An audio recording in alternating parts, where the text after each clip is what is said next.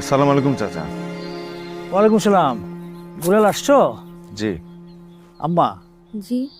তুমি তো এক কাপ চা আনছো, তোমার তো আরেক কাপ চা আনতে হইব। তোমার দুলাল ভাই আসছে, তুমি এক কাজ করো, যাও আরেক কাপ চা নিয়ে আসো, যাও। আচ্ছা আব্বা। কি খবর দুলাল?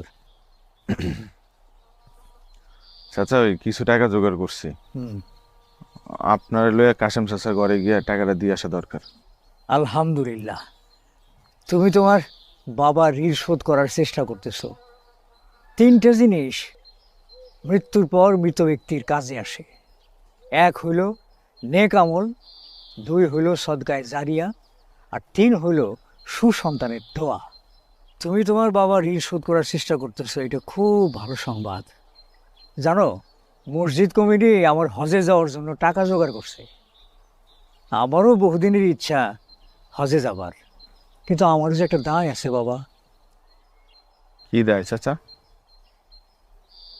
প্রত্যেক ব্যক্তির উচিত হজে যাওয়ার আগে তার বিবাহযোগ্য কন্যাকে সৎ পাত্রে পাত্রস্থ করা।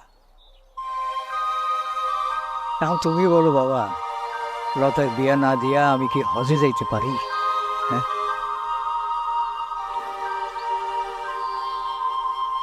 আব্বা, হ্যাঁ। দুলাল, তুমি চাটা খাইতে থাকো, আমি রেডি হয়ে আসি।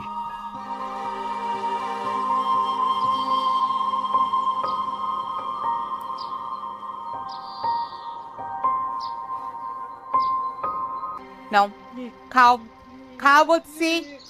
হা করো না, হা করো, তাড়াতাড়ি নাও, আমার অনেক কাজ পড়ে আছে। ধরো, এবার কিন্তু মারবো। নাও। আরে কি হলো? হ্যাঁ, তুমি আবার ওর পিছে লাগছো? ওর সাথে এরকম করতেছো কেন? ও তোমার মেয়ে না? হ্যাঁ, আপনার মেয়ে সুন্দর করে খায় ভদ্রলোকের মতো? না খাইলে তো আবার আপনি আমারে বকবেন। ধরেন, খাওয়ান। ঠিক আছে, আমার মেয়ের আমি খাওয়াবো। কিচ্ছু হইব না, কিচ্ছু হইব না। এই যে আদর করে দিতেছি তোমারে, তোমার মারে আমি বইকে দেবো।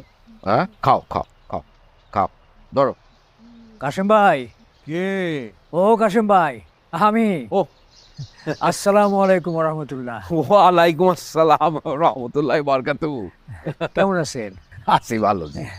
ওই যে কাশেম ভাই, দুলাল আপনার জন্য 1 লাখ টাকার ব্যবস্থা করছে। আলহামদুলিল্লাহ। নেন, একটু গুইনা নেন। গুনতে হবে। এইভাবে টাকা দিলে তো আর কোনো সমস্যাই নাই।